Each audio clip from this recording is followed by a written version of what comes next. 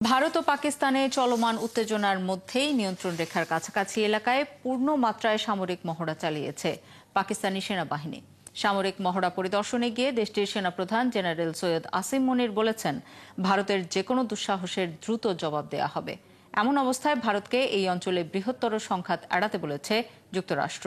এদিকে কাশ্মীর সীমান্তে ভারত ও পাকিস্তানের সেনাদের মধ্যে টানা অষ্টম রাতের মতো গোলাগুলি চলছে। বিস্তারিত মনিরুজ্জামান বাবুর রিপোর্টে। কাশ্মীরের পেহেলগামে হামলা এবং তার জেরে ভারত পাকিস্তানের মধ্যকার উত্তেজনা বেড়েই চলেছে। এর মাঝেই নিয়ন্ত্রণ রেখা এলওসির কাছাকাছি এলাকায় পূর্ণমাত্রায় সামরিক মহড়া চালিয়েছে পাকিস্তান সেনাবাহিনী। এতে আধুনিক অস্ত্র নিয়ে দেশটির বিভিন্ন ইউনিটের সেনা ও কর্মকর্তারা অংশ নেন।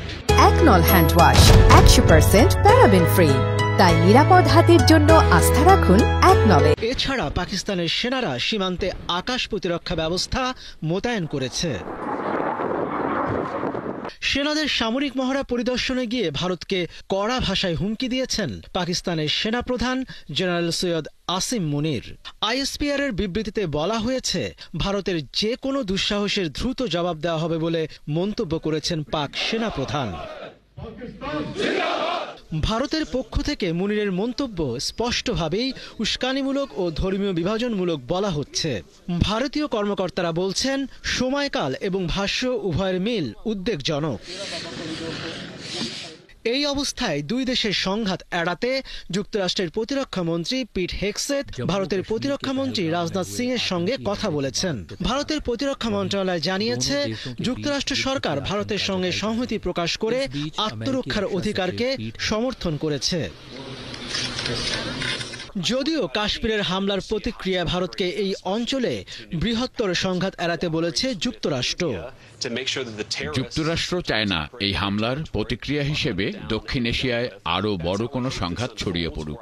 আমাদের আশা, ভারত এমনভাবে প্রতিক্রিয়া জানাবে যাতে এই ঘটনা থেকে বড় কোনো আঞ্চলিক সংঘাত তৈরি না হয়। এদিকে কাশ্মীরে হামলার পেছনে ভারতীয় গোয়েন্দা সংস্থা র জড়িত।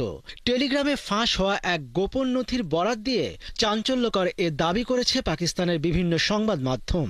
ফাঁস হওয়া গোপন নথির বরাতে প্রকাশিত প্রতিবেদনগুলোতে বলা হয়েছে, পেহেলগামের ওই ঘটনাটিকে অমুসলিম জনগোষ্ঠীকে লক্ষ্য করে চালানো হামলা বলে প্রচার চালানোর সুস্পষ্ট নির্দেশ দেওয়া হয়েছিল।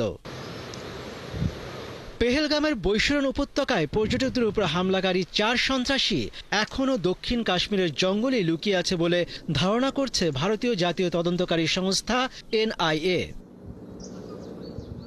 এদিকে কাশ্মীর সীমান্তের নিয়ন্ত্রণ রেখা বরাবর ভারত ও পাকিস্তানের সেনাদের মধ্যে টানা অষ্টম রাতের মতো গোলাগুলি চলেছে, তবে এতে হতাহতের কোনো খবর পাওয়া যায়নি। মনিরুজ্জামান বাবু, ৭১।